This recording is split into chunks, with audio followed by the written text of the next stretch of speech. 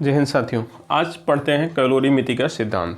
ठीक, इसमें हमने लिखा है पहले से ही कि दो भिन्न भिन्न ताप की वस्तुओं के एक दूसरे के संपर्क में लगने पर उष्मा अधिक ताप वाली वस्तु से कम ताप वाली वस्तु में तब तक प्रभावित होती है जब तक कि दोनों का ताप बराबर न हो जाए।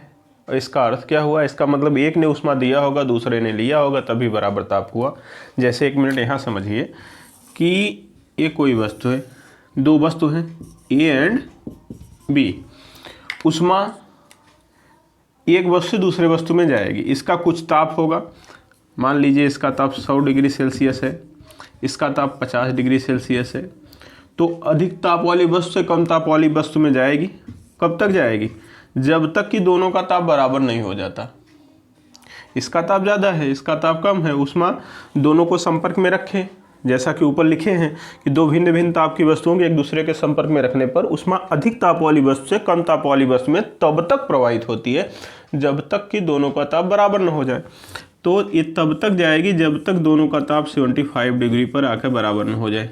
भाई मान लीजिए एक मिनट के लिए 75 या किसी पर हो, या मैं डेल्टा टी पे निर्भर करेगा। यहाँ मैं आपको समझा रहा हूँ कि अगर 75 हुआ अंतिम ताप, तो ये भी 75 पे हो गया, ये भी 75 पे, तब उष्मा का लेन देन बंद हुआ। मतलब इसका टेम्परेचर भी 75 डिग्री सेल्सियस हो गया, इसका 75 डिग्री सेल्सियस। तो इसके द्वारा दी गई उष्मा, उसके द्वारा ली गई उष्मा, इसका मतलब इसने उष्मा दिया तभी ना 100 डिग्री से 75 पे आ गया, और इसने उष्मा लिया तभी तो 50 से 75 पे आ गया। तो इसके ताप में वृद्धि हुआ, इसके ताप में कमी हुआ। 100 से 75 आ गया, 50 से 75 हो गया। इसका मतलब एक ने उष्मा दिया, दूसरे ने लिया। ठीक, तो ए द्वारा दी गई उष्मा बी द्वारा ली गई उष्मा के बराबर होगा। यही कैलोरीमिति समझाना चाहते थे। लेकिन ये ऐसे ही नहीं होगा कि सीधा सीधा 100 से 50 75 आ जाए, तब तो काम ही खत्म हो जाए। दोनों जोड़ के आधा कर दो। ये जरूरी नहीं था कि 75 आए, ये भी समझ लो। ये तो मैं आपके समझाने के लिए 75 कर दिया। क्यों? उष्मा बताएगी, उष्मा जिम्मेदार है। ये नहीं कि ताप दोनों जोड़ के आधा कर दो काम हो गया, नहीं, ये बिल्कुल नहीं। उष्मा कौन है? ms delta T. ms delta T जाएगा तो ताप अंतिम क्या होगा वो समझाएगा। ठीक, कोई दिक्कत नहीं है।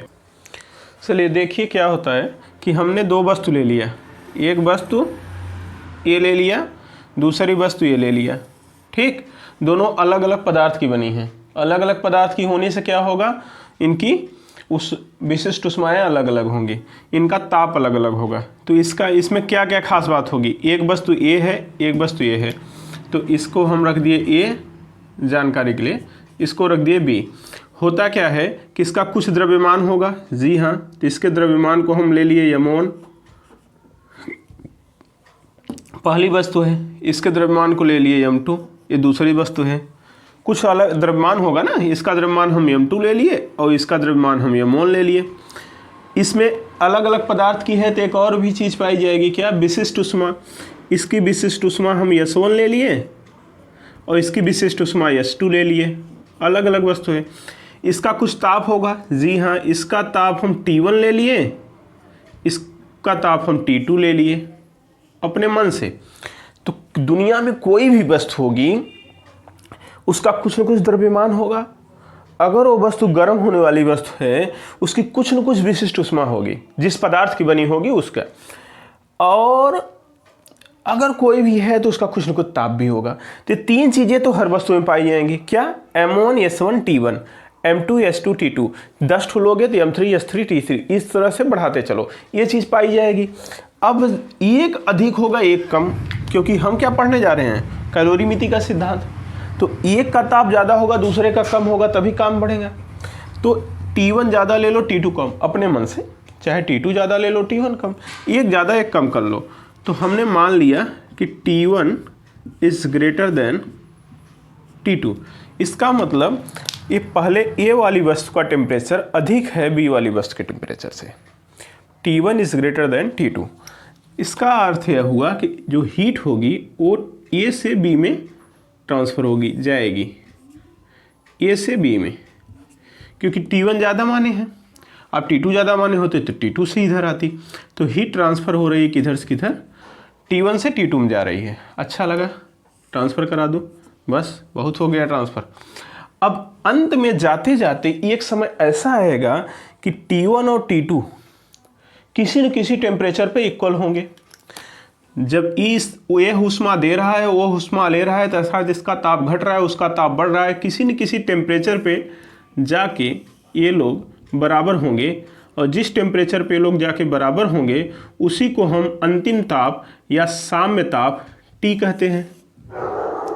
वो पिंड नहीं है, ये नहीं कि सारे पिंड बना दिए क्या, नहीं। सोच लो, तुम्हारे दिमाग में आ जाए कि ये कौन सा नया पिंड आ गया। ये पिंड नहीं है मेरे भाई, बस तो दो रखे हैं, ये किसी ताप पे जाके बराबर हो गया, उसका नाम है T। ठीक, और T क्या है? T क्या है सर? T है अंतिम ताप। T क्या है? अंतिम ताप। अंतिम ताप, या इसे क्या कहेंगे? साम्य ताप, या इसे क्या कहेंगे? मिश्रण का ताप। मिश्रण का ताप। ये अंतिम ताप है, साम्य ताप है या मिश्रण का ताप, जिस पर जाके दोनों बराबर हो गए। इसका भी टेम्परेचर, इसका भी टेम्परेचर। हमने शुरू में क्या कहा? दो पिंड लिए, ए और बी। पिंड में तीन बातें तो होना तय हैं। उसका द्रव्यमान होगा, अगर अलग पदार्थ के हैं तो विशिष्ट ऊष्माएं अलग अलग होंगी, S1 एंड S2। टेम्परेचर होगा तो M1 S1 T1, M2 S2 T2, ये तीन बातें कॉमन होना ही होना है। और अगर ये होना है तो दोनों एक दूसरे के संपर्क में होंगे तो ऊष्मा अधिक ताप से कम ताप में जाएगी। हमने माना T1 ज़्यादा है अगर, तो इधर से उधर जाएगी। जाते जाते एक समय ऐसा आएगा कि अंतिम ताप T पर क्या होंगी? बराबर हो जाएंगी। ठीक है, बराबर हो जाएंगी तो बंद हो जाएगा क्या? ऊष्मा का प्रवाह। तो किसने ऊष्मा दिया? ए ने ऊष्मा दिया, बी ने लिया। तो हम यहां लिख सकते हैं कि ए द्वारा, कैलोरीमिति के सिद्धांत से, ए द्वारा दी गई ऊष्मा बराबर बी द्वारा ली गई ऊष्मा। हाँ या ना? होगा? होगा? अच्छा, तो ये द्वारा दी गई ऊष्मा क्या होगा? सर, ऊष्मा का क्या फार्मूला होता है? याद है? Q बराबर M1 S1 डेल्टा T1। यही तो होता है, यही तो होता है। क्यों? क्योंकि पहली वस्तु दिया है तो M1 S1 हो जाएगा, और इसके द्वारा ली गई ऊष्मा क्या हो जाएगा? M2 S2 डेल्टा T2, इसके द्वारा ली गई ऊष्मा। अच्छा, ये द्वारा दी गई ऊष्मा क्या होगी? Sir, M1 S1 delta T1, और इसने ऊष्मा जो लिया वो क्या होगा? M2 S2 delta T2। ऊष्मा का फार्मूला, इसके द्वारा दी गई ऊष्मा, उसके द्वारा ली गई ऊष्मा। अच्छा है, अब डेल्टा T1 डेल्टा T2 को मान रख दो। कैसे निकलेगा? M1 S1 रहने दो। डेल्टा T1 क्या है? देखो, T1 ज़्यादा है, ज़्यादा से कम हो रहा है ना, अंतिम ताप तो कम ही हो रहा है। तो ज़्यादा वाले में से कम वाला घटाओगे तब तापांतर आएगा। तो इसका तापांतर क्या होगा? T1 minus T।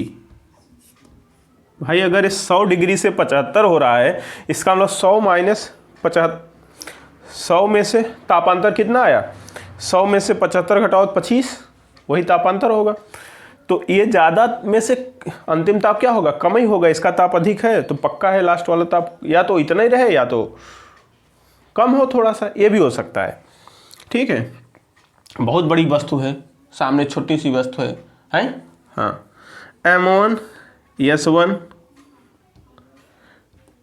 T1 minus T1 minus T बराबर क्या हो जाएगा बोलो? M2 S2 तो रहेगा, और डेल्टा T2 क्या होगा? ये अंतिम माइनस T2, क्योंकि इसका इससे तो कम ही रहा। ये देखो, T2 से बढ़कर T1 हुआ, T2 से बढ़कर T हुआ, T2 से बढ़कर T हुआ, और यहाँ T1 से घटकर T हुआ। इसने ऊष्मा दिया, उसने ऊष्मा लिया, तो T1 से घटकर T हुआ, और यहाँ T2 से बढ़कर T हुआ। तो बढ़कर हुआ है, इसका मतलब ये ज़्यादा है। तापांतर क्या होता है? ज़्यादा में से कम घटाओ, तो T माइनस T2 हो जाएगा। ज़्यादा में से कम T माइनस T2 हो जाएगा तापांतर। बात समझ रहे हैं? तो डेल्टा T2 को स्थान पे क्या हो जाएगा? T minus T2। आशा करता हूँ समझ में आया। जो दो वस्तुएं लेंगे वो जो ज़्यादा ताप रहेगा उसमें से अंतिम वाला ताप घटाएंगे और कम वाले ताप को अंतिम ताप में से ही घटा के रखेंगे T - T2। सदा सदा के लिए बस ऐसे ही हर सवाल को लगाना है। अब फार्मूला नहीं याद रखना है कुछ, बस इस तरह से डिब्बे बनाने हैं और कोई भी क्वेश्चन रहेगा इसमें सेट करके हमें सॉल्व कर देना है। समझ में आ गई बात? समझ में आ गई हो तो यहाँ तक स्क्रीनशॉट ले लीजिए। बस इससे ज़्यादा कुछ नहीं, कोई भी क्वेश्चन रहेगा हम ऐसे डिब्बे बनाएंगे और आप तुरंत सॉल्व करके रख देंगे। ठीक, मैं अभी क्वेश्चन करा रहा हूँ, पहले इसका स्क्रीनशॉट लीजिए आप। देखिए एक क्वेश्चन है आपका, 1 किलोग्राम द्रव्यमान वाले ठोस पदार्थ को 100 डिग्री सेल्सियस तक गर्म करके 20 डिग्री सेल्सियस वाले 100 ग्राम पानी में डाल दिया जाता है। यदि अंतिम ताप 30 डिग्री सेल्सियस हो तो धातु की विशिष्ट ऊष्मा joule KG inverse kelvin inverse में पूछा है और पानी की विशिष्ट ऊष्मा दिया है 4200 joule KG inverse kelvin inverse. विशिष्ट ऊष्मा किस में दिया है? एसआई प्रणाली में दिया है। इसका मतलब मास भी एसआई में होना चाहिए, बाकी टेम्परेचर से कोई लेना देना नहीं। टेम्परेचर तो केल्विन और डिग्री सेल्सियस में टेम्परेचर डिफरेंस है, यहाँ तापांतर है तो एक ही होगा, कोई दिक्कत नहीं। बाकी ये दोनों चीज़ें जूल के किलो अर्थात दोनों ही एसआई है तो सब कुछ एसआई में कर लो। यहाँ जो 100 ग्राम है उसे एसआई में कर देना है, बाकी किलो तो इधर दिया ही है। तो ऐसे सवाल को हल करते समय घबराना नहीं है, कुछ नहीं है सवाल में। देखने में बड़े लगेंगे, क्यों बड़े लगेंगे सर? क्योंकि आपको करना कुछ नहीं है, केवल देखो आ जाएगा। कैसे आ जाएगा? देखो कितनी वस्तु है? 2 वस्तु है, एक ठोस है एक पानी है। 2 वस्तु दिखाई दी, बस आप काम इतने से करना है भाई मेरे। दोनों आंख बंद करके ऐसे समझ लो, एक है, एक वस्तु है और ये दूसरा नंबर वस्तु है कोई। ठीक है, 1 नंबर वस्तु है, 2 नंबर वस्तु है। ये बताओ, अभी कुछ देर पहले बताए M1 S1 T1 हर एक वस्तु में होगा, आपको ऐसे बना देना है। इसके बाद इधर भी कुछ होगा, M2 दूसरे का, S2 T2 दूसरे का हो गया। एक अंतिम ताप भी होगा जिसको आप T बोले थे, होगा कि नहीं? अब खाली स्थान भरो, मतलब समझ में आया? इन्हीं का सबका मान रख दो। और एक कितने हैं देख लो, 1 2 3 4 5 6 7, 7 में से 6 दिया रहेगा आपको, ये गायब रहेगा कोई, और जो गायब रहेगा वही उत्तर है, वही निकाल दो। कैसे निकालोगे? सूत्र बताए थे कैसे हल करना है इसे, कुछ नहीं होता। अब ये कहोगे सवाल देखने में बड़ा लगता है, हाँ देखने में बड़ा लगेगा। क्यों बड़ा लगेगा? क्योंकि देखो कितने मैटर दिए रहेंगे, वो बताओ 6 मैटर लिखना है ना, 7 चीज़ें हैं तो 6 चीज़ें वो लिखेगा। जब लिखेगा मात्रक के साथ तो सवाल बड़ा देखने में लगेगा, उससे घबराना क्या है?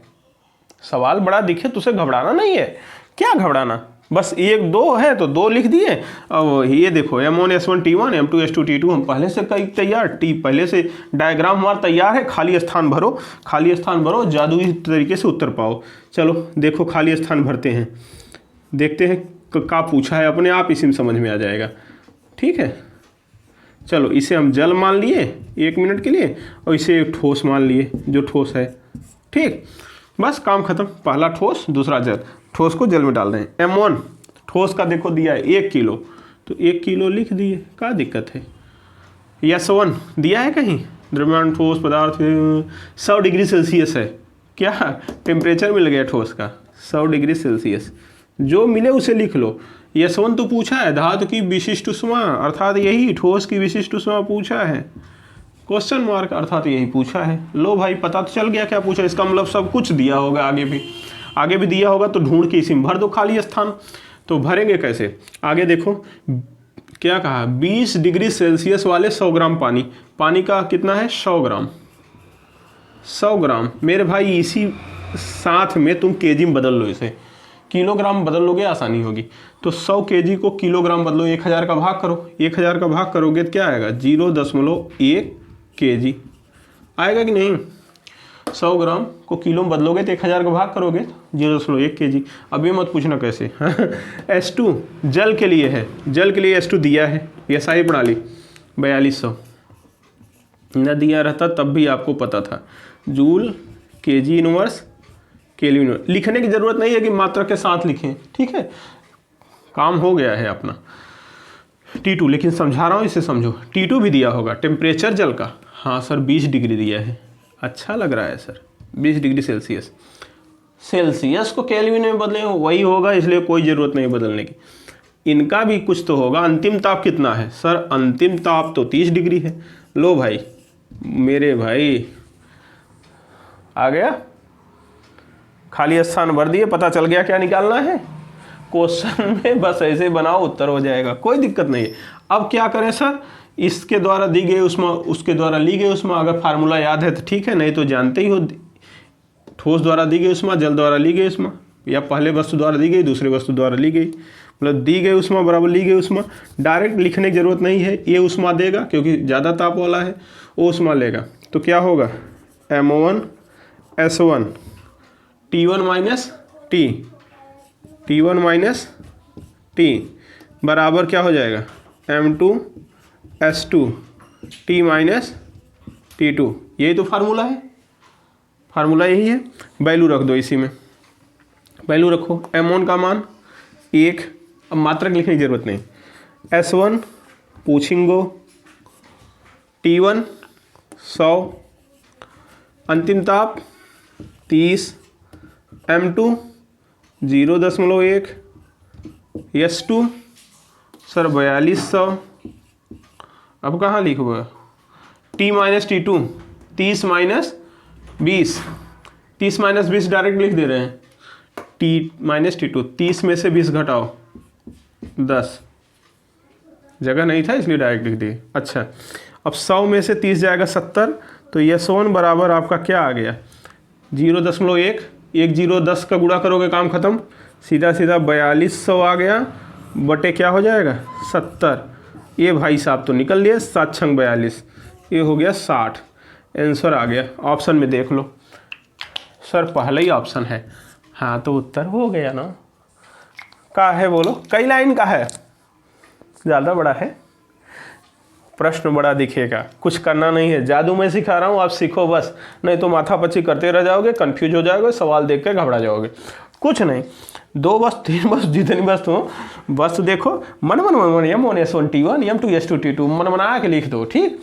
अंतिम ताप T, 7 चीज़ें हैं, 6 पक्का दिया रहेगा, 1 पूछा रहेगा, जो पूछा रहेगा उसके आगे क्वेश्चन मार्क, जो दिया रहेगा उससे क्या हम यहाँ जादू बताते हैं, खाली स्थान भरो, खाली स्थान भरो, आंसर पाओ। देखो क्लियर, बना लो इसे, फिर अगला क्वेश्चन करते हैं। मज़ेदार, कोई बड़ा मज़ा आता है, लेकिन आना चाहिए तब। पिछला लेक्चर देख लेना, नहीं तो बाद में कहोगे सर सेल्सियस को नहीं बदले केल्विन में। हाँ तो पूरा पिछले लेक्चर देखो तो पता चलेगा क्यों नहीं बदले, क्योंकि तापांतर में सेल्सियस केल्विन बराबर होता है, तो बदलो या ना बदलो सेम रहेगा। चलो देखिए, एक नन्हा सा मुन्ना सा सवाल है, इसे मनमना के लगा दो, मन मन मन मन, कुछ है ये नहीं है यार, इसमें कुछ नहीं है। देखो, 1 डेकाग्राम द्रव जिसकी विशिष्ट उष्मा 0.5 है और ताप 60 डिग्री सेल्सियस है, 40 डिग्री सेल्सियस वाले 1 डेकाग्राम द्रव जिसकी विशिष्ट उष्मा 0.5 है, सेम बात है, सेम मिश्रित किया जाता है, मतलब दोनों को मिला दिए, मिश्रित द्रव का ताप क्या होगा? क्या बात है, क्या सवाल है भाई, मज़ा आ गया। सवाल में कोई दम नहीं सर। 1 2 वही चीज़ हम मानते हैं ना, 1 2, कहानी शुरू। सर हमको कुछ नहीं पता, हम ऐसे ही चलने वाले हैं, खाली स्थान भरो, खाली स्थान भरो। 6 चीज़ें हो गई, इसी में देखो 7 चीज़ें हो गई, 6 दिया होगा, 7वां पूछा होगा। चलो देखते हैं। M1 पहला द्रव कोई दिया है 1 डेकाग्राम, 1 डेकाग्राम, दोनों डेकाग्राम में है तो कोई दिक्कत नहीं, इधर 1 डेकाग्राम दिया है, मात्रक लिखबे नहीं करें कोई दिक्कत नहीं, क्योंकि सेम द्रव्यमान दिया है, 1 डेकाग्राम में भी 1 डेकाग्राम हो तो मात्रक लिखने की जरूरत नहीं है, चाहो तो लिख लो तुम्हारा मन। इसकी विशिष्ट उष्मा पहले वाले की 0.5, इसका ताप दिया है पहले वाले का 60 डिग्री सेल्सियस। दूसरे वाले में चलो विशिष्ट उष्मा देखो 40 डिग्री ताप दिया है, तो ताप पहले लिख लो, जो मिले उसे लिखते चलो, और 1 डेकाग्राम द्रव्यमान 1 लिख दिए, और विशिष्ट उष्मा 0.5। लो विशिष्ट उष्मा तो वही है सर, 6 दे दिया, पूछा ये होगा, देख लो, पूछा तो यही है, मिश्रित द्रव का ताप क्या होगा। ऑप्शन सामने है, दिस कुछ नहीं, ये क्वेश्चन तैयार, जादू तैयार, इधर लिख लो M1S1 T1 माइनस टी बराबर M2S2 T माइनस T2। मन बना के लगा दो यार, रखो वैल्यू। वैसे कुछ वैल्यू रखते नहीं तब भी आ जाता, लेकिन मैं जानबूझकर एक ही ढंग से लगवा रहा हूँ ताकि आपकी आदत पड़ जाए, अदरवाइज मैं अभी बता दूंगा डायरेक्ट। M1 क्या है, 1, S1 0.5, T1 60, T पूछेंगे बराबर M2 1, S2 0.5, T पूछा है T2 40। देख लो भाई साहब, कट जाएंगे 0.5 इधर 0.5 इधर कट जाएंगे, तो क्या आ जाएगा 60 माइनस टी बराबर T minus 40। 60 degree minus T minus 40 degree. ठीक, अब क्या होगा, ये माइनस टी उधर जाएगा, 40 इधर आएगा, तो 40 और 60 जुड़ जाएंगे, क्या हो जाएगा 100 डिग्री हो जाएगा। और ज़रा उधर देखो, टी और टी जाएगी, माइनस उधर जाएगा प्लस हो जाएगा 2t, तो टी बराबर क्या आ जाएगा सर 50 डिग्री सेल्सियस आ जाएगा। देख लो 50 है कहीं, जी हाँ है। और बताएं, ये सब न करते तब भी आ जाता, लेकिन हम नहीं आपको करना सिखाए। क्यों? क्योंकि एक नियम से ही करो, जो भी सवाल पाओ एक ही तरह से करोगे ज़्यादा अच्छा रहेगा। अदरवाइज चूंकि यहाँ द्रव्यमान भी समान था, विशिष्ट ऊष्मा भी समान थी, ये दोनों टेम्परेचर जोड़ के आधा कर देते उत्तर हो जाता। 60 इसका था, 40 इसका, दोनों जोड़ के आधा। क्योंकि पक्का है जब टेम्परेचर मास भी समान है, विशिष्ट ऊष्मा भी समान है, तो केवल टेम्परेचर का ही अंतर है, तो दोनों टेम्परेचर अंतिम ताप दोनों का मध्य ही होगा। तो 60 और 40 जोड़ो 100, उसका आधा 50, आंसर हो जाता।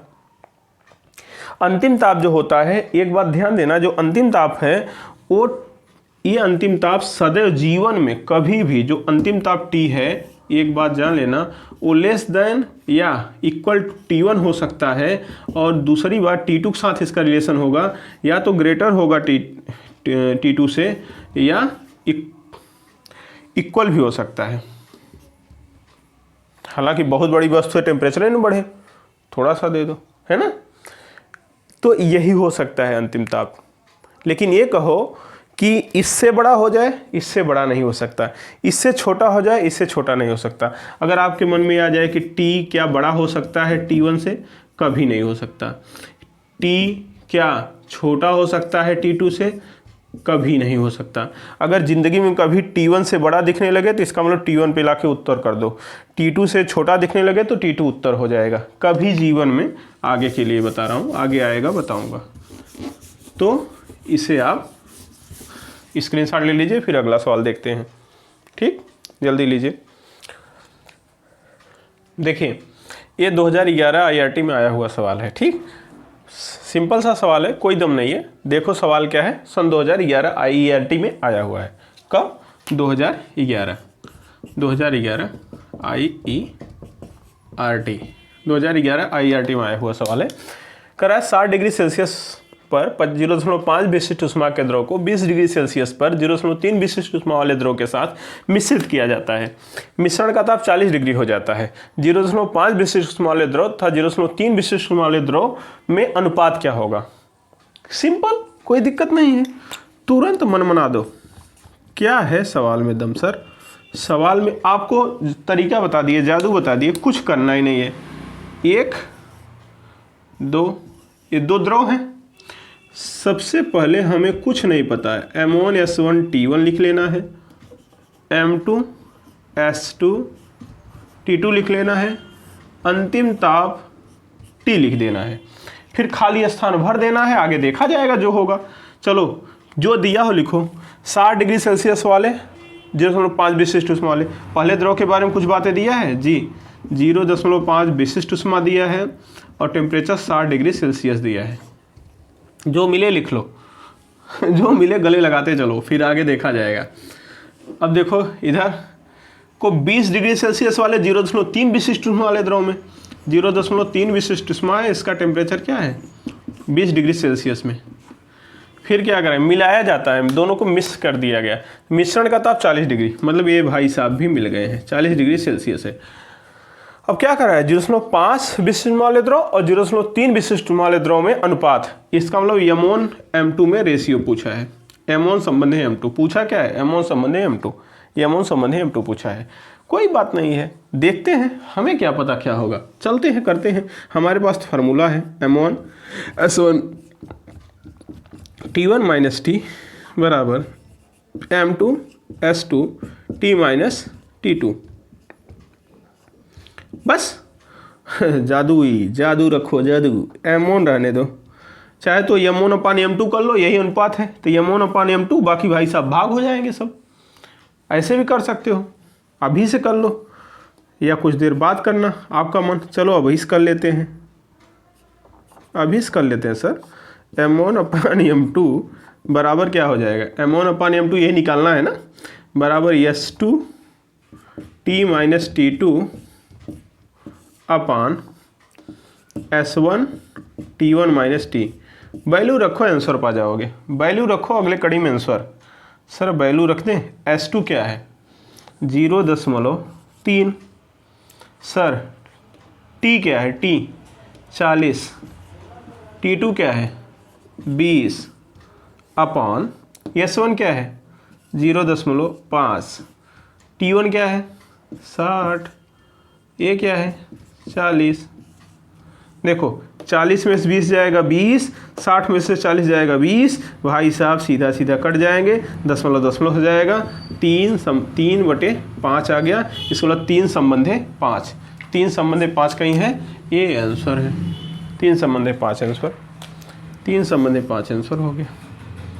क्या हुआ, अच्छा लगा, स्क्रीनशॉट लो, अच्छा लगा तो ठीक। बस ऐसे ही करना है, सिखा रहे हैं जादू, सीख लो, हैबिट पड़ जाएगी, एक जैसा सब है। देखिए क्वेश्चन क्या है, आपके पास 2 नल हैं जिनमें से एक 20 डिग्री सेल्सियस का जल तथा दूसरा उबलता जल देता है। दोनों से जल की कुछ मात्राएं ली जाती हैं जिसे 50 डिग्री सेल्सियस पर 50 kg जल मिल जाए। उबलते जल का द्रव्यमान क्या होगा। फिर वही बात, हमको कुछ नहीं करना है, 2 नल हैं तो 2 चीज़ें हैं तो 1 2 हो गया। ठीक, अब ये उबलता जल हमने मान लिया, उबलता जल, और ये सामान्य जल है, ये सामान्य जल है जो 20 डिग्री सेल्सियस पर है। आपके पास 2 नल हैं जिनमें से 20 डिग्री सेल्सियस का जल था, दूसरा उबलता जल है।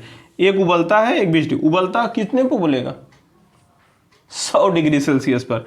तो अपने को कुछ नहीं, पहले M1 S1 T1 M2 S2 T2 और इसे मिक्स वाला क्या हो गया T। अब चलो देखते हैं क्या क्या बातें दी है, क्या क्या बात पूछ रहा है। जल के लिए दोनों जल ही हैं तो एक होगा इसके लिए भी, एक होगा इसके लिए, विशिष्ट उष्माएं। उबलता जल है तो 100 डिग्री सेल्सियस टेम्परेचर होगा और दूसरा दिया है 20 डिग्री सेल्सियस। ठीक, दोनों किसी कंटेनर बर्तन में रखे जाते हैं, 50 डिग्री सेल्सियस पर 50 kg जल मिल जाता है। अंतिम ताप क्या होता है 50 डिग्री सेल्सियस, क्योंकि दोनों को एक साथ रखते हैं तो अंतिम ताप 50 डिग्री सेल्सियस हो जाता है। और कुल जल कितना मिलता है 50 kg मिल जाता है। तो कुल जल अपने पास जो बर्तन में कुल जल आया है, कुल जल किसी बर्तन में हमने रखा है तो 50 किलो आया है। तो हमें उबलता जल का द्रव्यमान पूछा है, उबलते जल का द्रव्यमान क्या होगा, नहीं पता क्या होगा, नहीं पता क्या होगा तो यक्स मान लो कि इसका द्रव्यमान यक्स होगा। तो ये बताओ कुल द्रव्यमान 50 किलो है, अगर पहले का उबलते जल का यक्स है तो इसका क्या हो जाएगा 50 माइनस यक्स किलो, इसका क्या हो जाएगा 50 माइनस यक्स किलो। बस फार्मूले में लगा दो, M1 S1 T1 minus T बराबर M2 S2 T minus T2। ठीक, M1 क्या है x, S1 क्या है 1, T1 क्या है, T1 है आपका 100 माइनस T क्या है 50। अब देखिए M2 क्या है 50 माइनस x, S2 क्या है 1, T माइनस T2, T क्या है 50, T2 क्या है 20। ठीक, बस सॉल्व कर लो, आंसर हो जाएगा। ये क्या हो जाएगा आपका 50x बराबर 50 माइनस x रहने दो और ये क्या हो जाएगा 30, कटा लो, भाई साहब तो कट लिए। तो 5x बराबर क्या हो जाएगा 150 और minus 3x, 3x 5x 8x बराबर 150। तो x का वैल्यू क्या हो जाएगा 150/8, कटा लो, क्या आएगा 8 एक का, या छोटा कर लो कोई दिक्कत नहीं, इसे कटाओ ना है आपको बस, चाहे जैसे कटाओ वैसे। 8 एक का 8, कितना बचा 8 7 15 70, 8 ठाई 64, कितना बचा 6 60, 8 7 56, कितना बचा 4 8 45, ठीक 18.75 kg। विकल्प में देख लो आंसर होगा। कोई दिक्कत, बना लेंगे, कोई दिक्कत नहीं है, आराम से आ जाएगा। ठीक, चलो इसका स्क्रीनशॉट ले लो।